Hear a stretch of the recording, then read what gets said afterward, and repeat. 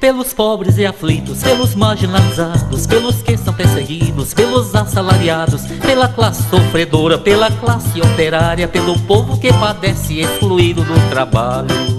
Francisco de Assis nos inspira e nos interpela. Um autêntico discípulo de São Francisco de Assis me perguntou: o que significa Francisco de Assis para você? Francisco de Assis me inspira e me interpela muito. Diante de Francisco de Assis, precisamos tirar as sandálias, pois estamos diante de alguém sagrado, místico no verdadeiro sentido, pois de tão humano se tornou santo, um irmão universal. Em contexto de violência social, onde o poder religioso encontrava-se em conluio com os poderes da economia e da política, para assim oprimirem ainda mais os empobrecidos, Francisco de Assis não apenas fez opção pelos pobres, mas se tornou um pobre, um menor entre os menores. Os leprosos da época, os que eram os mais excluídos e execrados como impuros e terrivelmente discriminados. Francisco abandonou todo o luxo e as regalias da vida em uma família nobre. Francisco carregou sempre em si a ternura e o amor infinito da mãe dele, o que o ajudou a compreender que Deus nos ama infinitamente. Francisco pulou do cavalo e não aceitou participar de guerra para ampliar o lucro do pai fissurado para lucrar no comércio. Ele ficou ao lado dos rebeldes de Assis, na região da Úmbria, na Itália. Na sua infinita ternura, Clara foi uma anja humana ao lado de Francisco de Assis. Com postura altaneira, Clara, ao se recusar a aceitar os ditames do poder patriarcal presente no seu pai e no seu tio, deve ter reforçado em Francisco a coragem de romper com tudo o que o aprisionava. Com olhar firme, Clara refutou a ordem do pai e do tio que queria lhe impor um casamento. Disse ela, de dedo em riste, na cara do pai e do tio: não cabe a você, tio, e nem a meu pai, determinar se casarei e com quem. Francisco nunca acreditou em cruzada e nem em nenhum tipo de guerra que para ele nunca poderia ser santa nem justa. Francisco acreditava na força do amor e jamais no poder das armas. Para Francisco, só o amor constrói. Francisco teve a grandeza humana de romper com seu pai patriarcal e autoritário, adepto do mercado idolatrado e da escravidão, a tal ponto que chegou a amarrar o próprio filho Francisco com correntes em um tronco. O pai teve a cara de pau de acusar o filho Francisco diante do bispo e de toda a nobreza, dizendo: a única coisa que meu filho sabe fazer é explorar o pai, após começar a andar com um bando de leprosos. Acusava injustamente o pai de Francisco.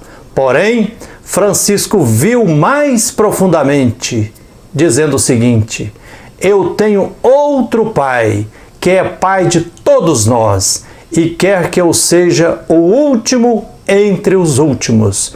Por isso renuncio a todos os meus direitos sobre seu nome e sobre seus bens.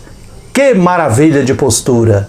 Francisco abriu mão do status, do prestígio e do poder, do luxo, da nobreza e da herança. Aliás, herança é uma das armas de reprodução da desigualdade social em uma sociedade capitalista. No mínimo, o imposto sobre herança deveria ter uma alíquota de 50% e ser destinado às áreas sociais para melhorar a vida do povo empobrecido. O justo seria a herança ser partilhada entre todos os filhos e filhas, ou seja, com toda a sociedade, e não apenas com os filhos de uma família nuclear.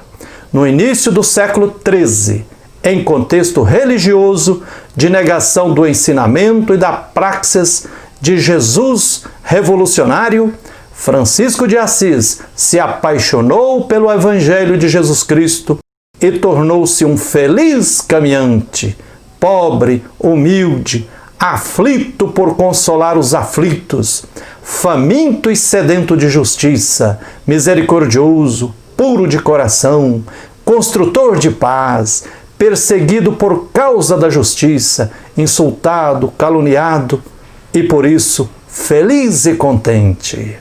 Francisco seguiu à risca o evangelho que diz: vá, venda tudo o que tem, dê o dinheiro aos pobres, venha e siga-me. Foi para onde ninguém queria ir, para o meio dos leprosos, passou a conviver com eles, os abraçava e os beijava. Dormiu em pocilga, chiqueiro, inclusive. Esse exemplo de Francisco de Assis foi vivenciado por Che Guevara, argentino, médico e revolucionário imprescindível, que, quando percorria a América afro-latíndia, chegando a um leprosário na selva amazônica, foi advertido pela freira responsável para não entrar em contato com os leprosos, a não ser com luvas para evitar contágio. No entanto, Che Guevara achava que não podia obedecer às ordens da irmã, pois não queria que a sua atitude de prevenção aumentasse neles o sentimento de exclusão. Por isso, de noite, sem luvas, ele ia e abraçava os leprosos e os acolhia como irmãos. Estes choravam de emoção, porque Che Guevara os respeitava como gente. Não houve nenhum contágio, pelo contrário, melhorou o ambiente, que se tornou mais fraterno e por isso mesmo mais cristão.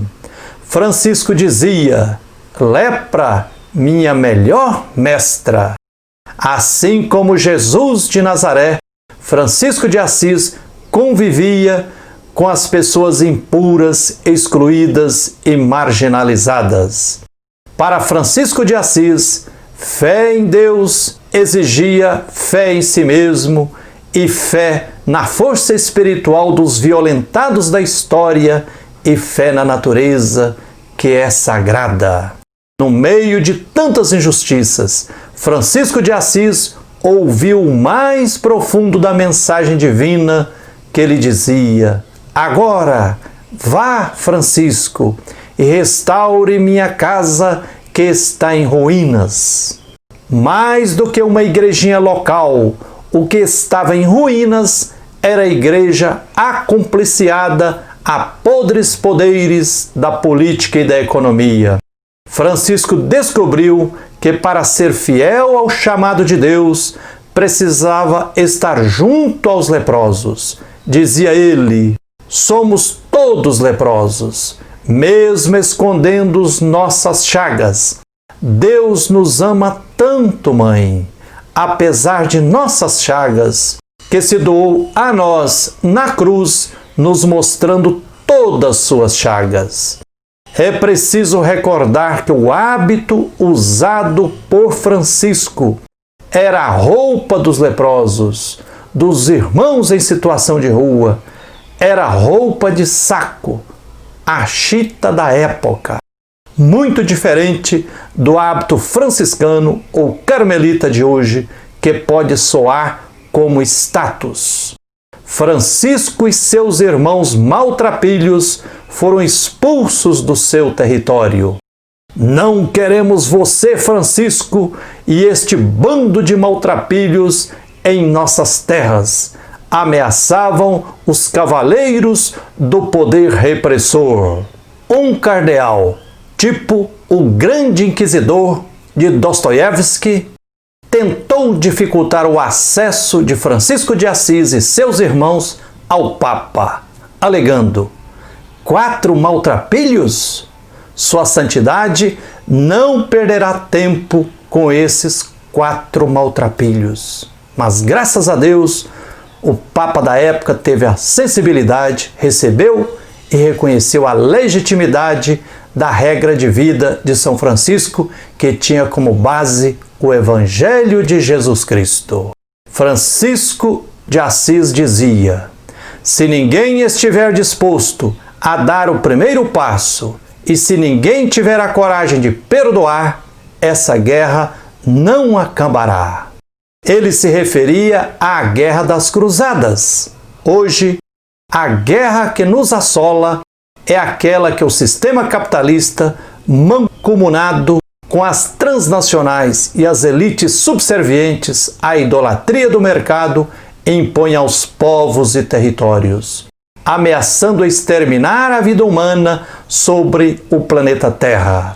Francisco de Assis aprendeu e cultivou uma espiritualidade universal, ao ver que todas as terras são santas, não apenas Jerusalém, e se encantou com a beleza e a sacralidade de toda a natureza. Por isso, para Francisco de Assis, todos os seres vivos e integrantes da natureza são irmãs ou irmãos. Dizia sempre ele: irmão Sol, irmã Lua, irmã Água, irmão Fogo, irmã e mãe Terra, irmã Morte e assim por diante.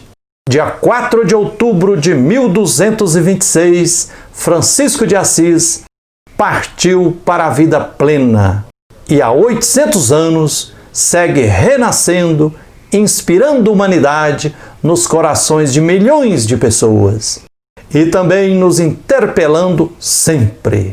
2 anos depois de sua morte, foi reconhecido como santo pelo Papa Gregório IX, não porque fez milagres extraordinários, mas porque se humanizou plenamente e já era reconhecido pelo povo que teve a graça e a responsabilidade de conviver com ele. Enfim, Francisco de Assis se tornou outro Cristo e, ao ver, vivenciar e irradiar a espiritualidade de Francisco, Clara se tornou outra Maria Madalena. Por isso, e muito mais, Jorge Bergoglio, ao ser escolhido Papa, preferiu que fosse chamado de Papa Francisco. É isso aí. Isso é um pouco do muito que significa São Francisco de Assis para mim. Um abraço terno de Frei Gilvander. Pela pátria de justiça, pelo reino de igualdade, pela vida de quem luta contra o latifundiário, pelo reino, pela terra, pela mesa da partilha, pelos que não desanimam, sua luz ainda brilha. Pela voz da profecia, pelo raio de esperança, pelo riso escondido, grito preso na garganta, pela força de vontade que sustenta a teimosia, pelo gesto de bondade que mantém a cortesia. São Francisco, rogai por nós. São Francisco, rogai por nós. São Francisco, rogai...